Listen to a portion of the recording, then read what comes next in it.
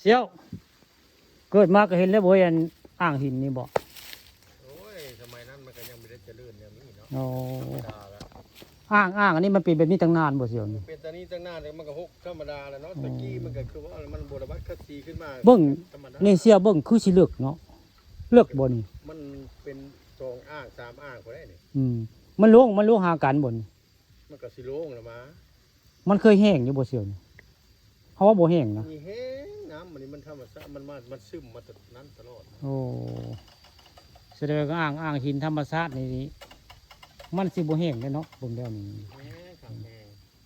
นี่คือเป็นอ่างสระภูสระปาอยู่บริเวณพุทธสถานภูด่านหลวงบ้านนาตาลได้ตอนเช้าตอนสายมันนี่พาฟังคำประชมมาบริเวณภูด่านหลวงบ้านนาตาลตำบลนาตาลอำเภอตะงอยนี่คือพุทธสถานภูด่านหลวงแหละนี่อ่างนี่ลึกแต่นี่เขาเบิ่งน้ำนี่ดำปื้นนี่แต่ละลึกเนาะเสียเนาะเขาว่าลึกแต่อ่างนี่สิบตื้นเลยโอ้ยปลาหลายน่ะนี่ฮะมาบ่ได้ก็เห็นปลาลุยไล่อยู่มีอ่างใหญ่อ่างน้อยเนาะเชียวเนาะอ่างใหญ่ก็มีอ่างน้อยก็มีเบิ่งแรง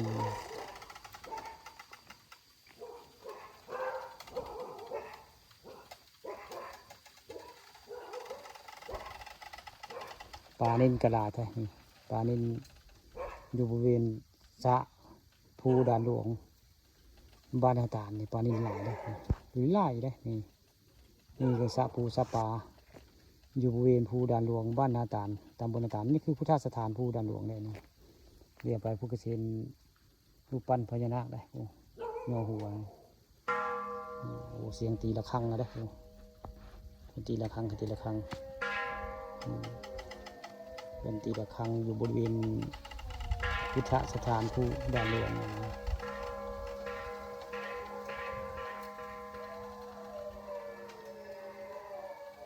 โอ้มากระหอนพ่อมาบ้านโอ้ตัวนี้เสียงระฆังกระหอนถ้าได้มากระไรแต่แม่นกลางคืนเดี๋ยวพอแห้งข้าวซักเสือเพ่นแล้วเสือมาหอนนี่ปลากระลายใช่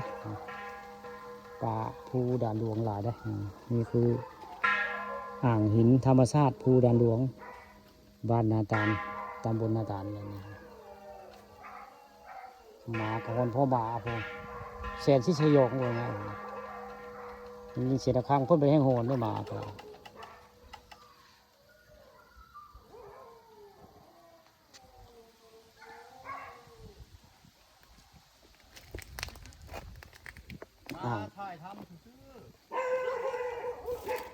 อ่างนี่ก็